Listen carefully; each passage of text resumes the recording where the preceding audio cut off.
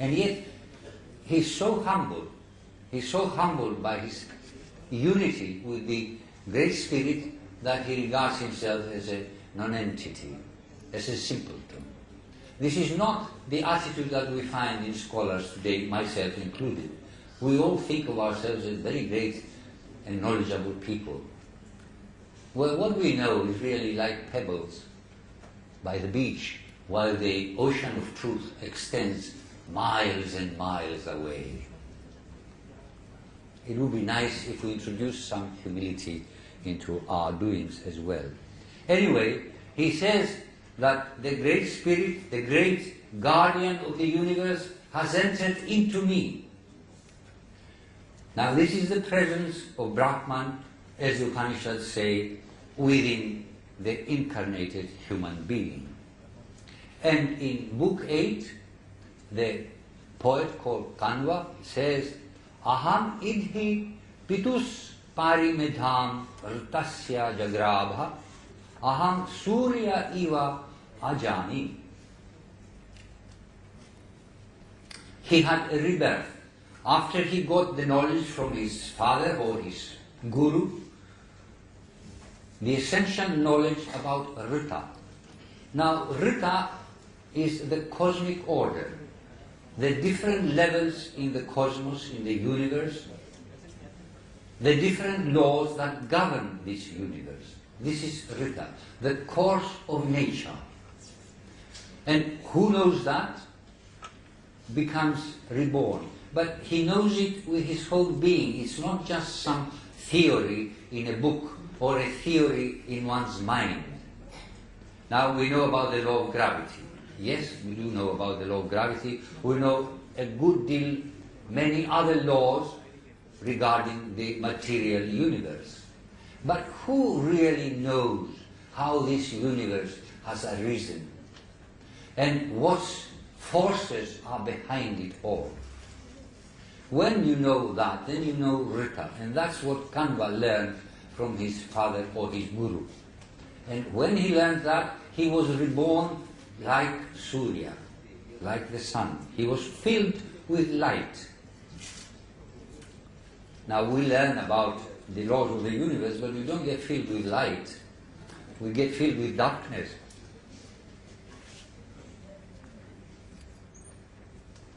So we see that in the Rig Veda, what we find in the Upanishads is in fact already fully present in the hymns of the Rig Veda. Now this is a very special aspect of the Rig Veda, not realized unfortunately by many people.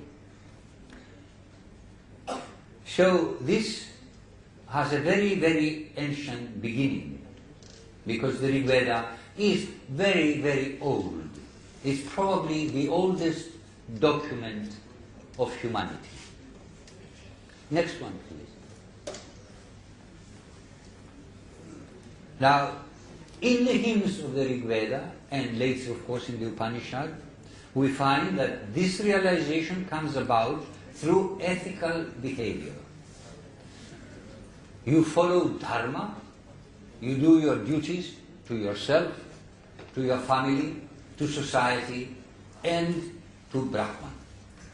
One must not forget Brahman.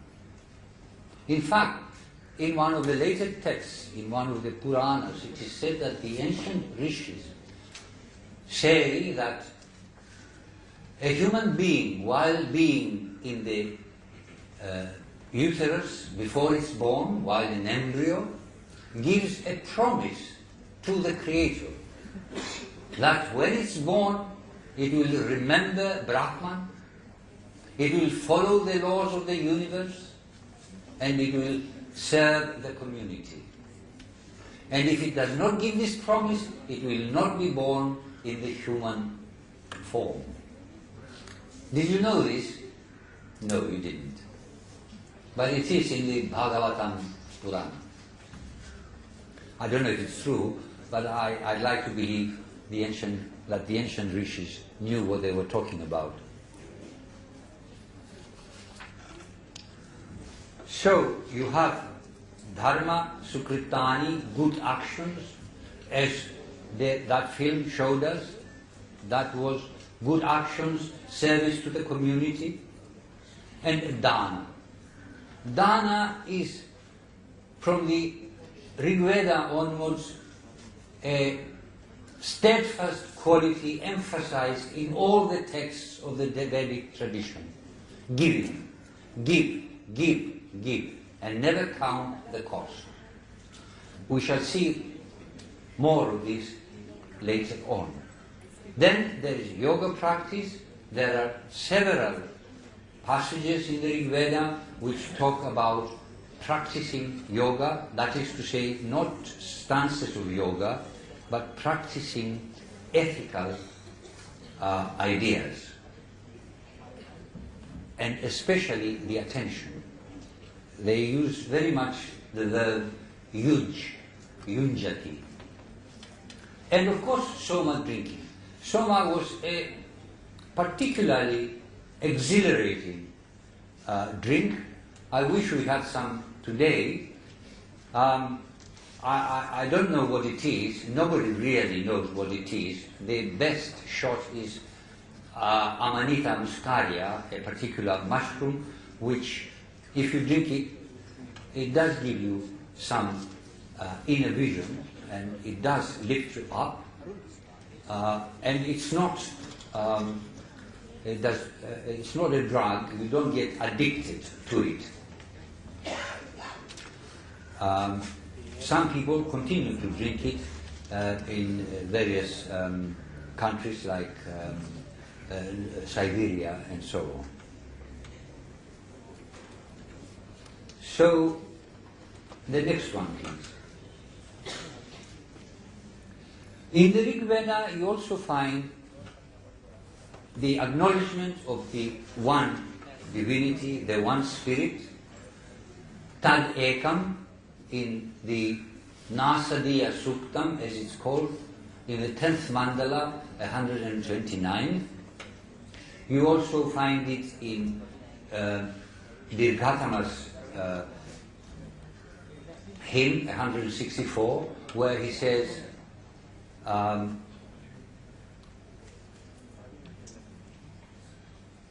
Ekam sad vipra bahudha vadanti agnim yamam matarishwanam ahur.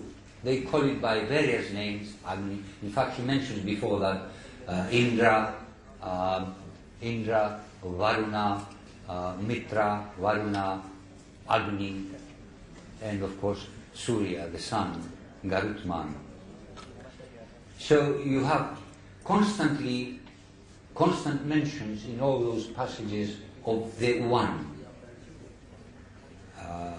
In book 354, it is said, Ejat dhruvam patyate vishvam ekam charat patatra vishunam vijatam. The one, ekam, governs the whole. Whatever walks, whatever flies, all these multifarious manifestations of the creation, and so on. So you have on the one hand the acknowledgement and knowledge of the one, and on the other hand you have the many divinities. But at all times it is recognized, and they keep reminding you that all these divinities that you may worship are in fact expressions of the one. Synchronically. But of course, most hymns speak about the many deities, and today, again, the masses of people, the millions of people, prefer one's individual deity rather than the one. It's very difficult to worship one that has no form, because you can't see it, you can't touch it, so how can you worship it? Whereas if you've got Vishnu and you've got his statue, or Krishna with his flute, you can worship, you've got a form there, you can see it. And now I come to the main structure of the elements of the Vedic civilization, The Vedic people regarded the universe as three major levels: heaven, Dyaus or Swarga, Antariksha, mid-air, and Prithvi or Bhumi, the earth. This corresponds to the spiritual realm, the mental realm, and the material realm. Each one of these was again subdivided into three, but we needn't go into that. It will be too much. Can I have the next one, please? Thank you. So, at the very first level, the top level, the Dyaus level, you have self-realization and devotion to divinities. So this is taken care of. At the next level, the mental level, Antariksha, you find thinking in abstractions. Now in philosophy, in Western philosophy, this thinking in abstractions gets established by Socrates, who asks, what is friendship? What is wisdom? What is agreement and disagreement? What is liberality? What is leadership? And so on and so forth. And they proceed to define these things, and that's how you have the beginnings of Western philosophy. It's a development from the Socratic and Platonic thinking. Now, many, many centuries before that, the Rigvedic people already work and think in great abstractions, such as Anumati, agreement, Asuratva, lordship. The very structure of Vedic has got this ability. You have a noun, then you stick the ending tva, and you immediately have the abstraction. Devatva, Panchatva, and so on. Dana, liberality, generosity. Pankti, fiveness. Later on the word changed its meaning and became a row, a series of things. Vasuta, wealthiness.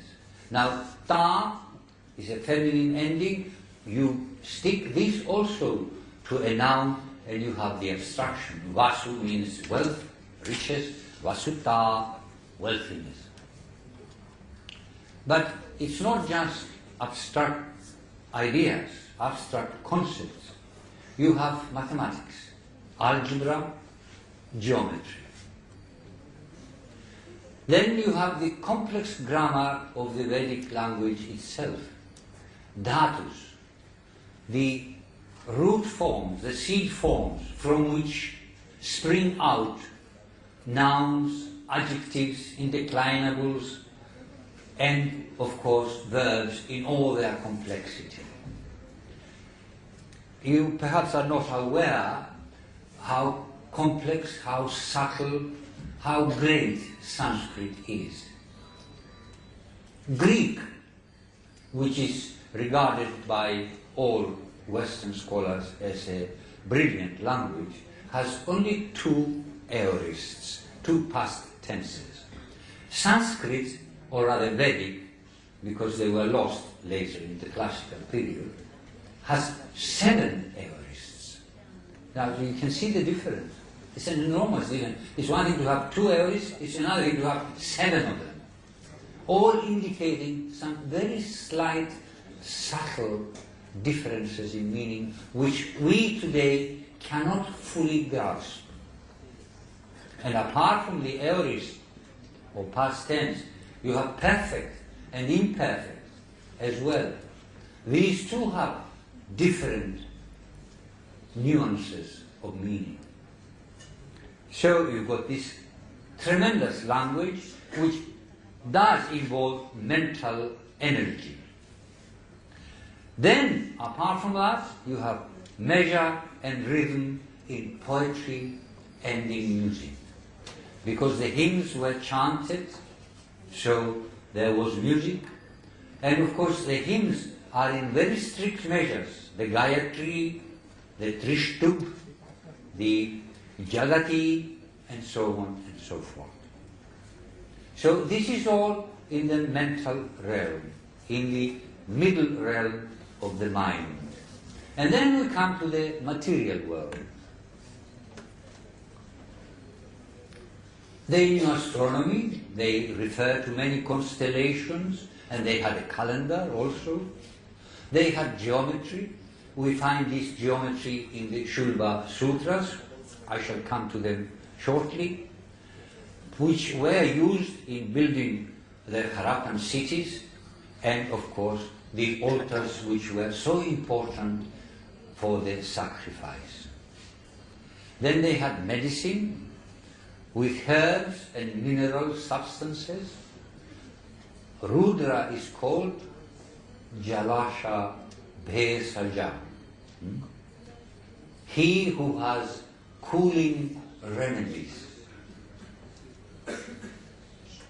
Then there was the actual chanting of the hymns and dancing.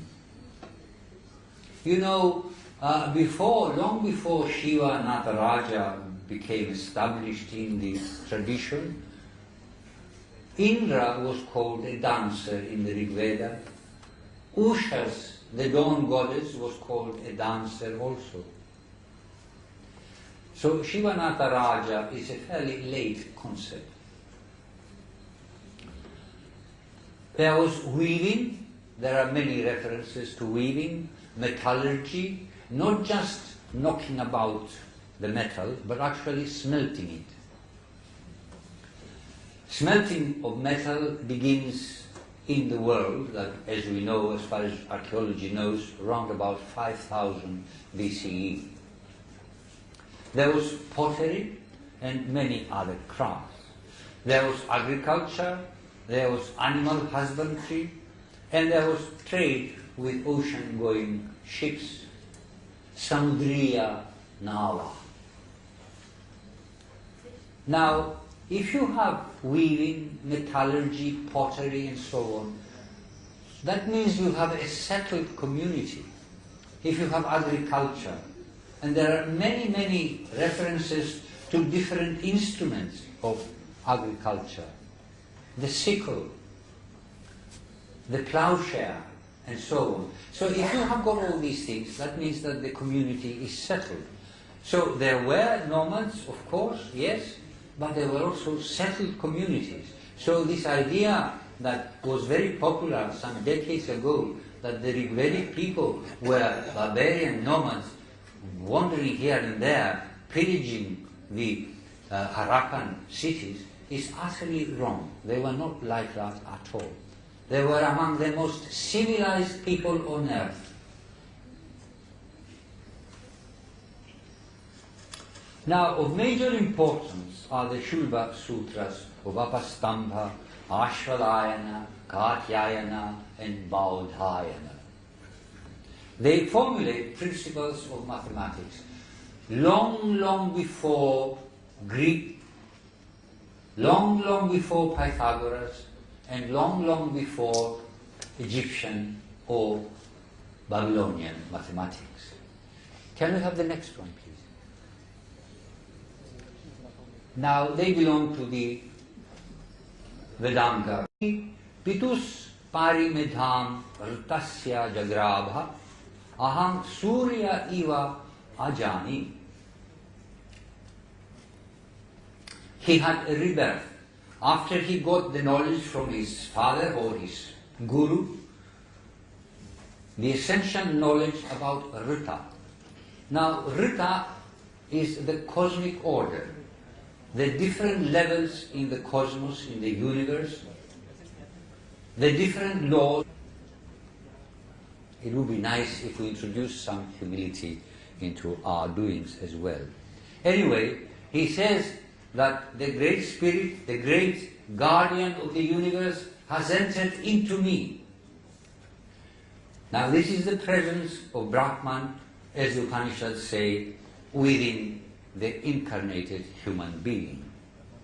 And in Book 8, the poet called Kanva says, Aham idhi knows how this universe has arisen and what's forces are behind it all. When you know that, then you know Rita, and that's what Kanva learned from his father or his guru. And when he learned that, he was reborn like Surya, like the sun. He was filled with light. Now we learn about the laws of the universe, but we don't get filled with light that govern this universe. This is Rita, the course of nature.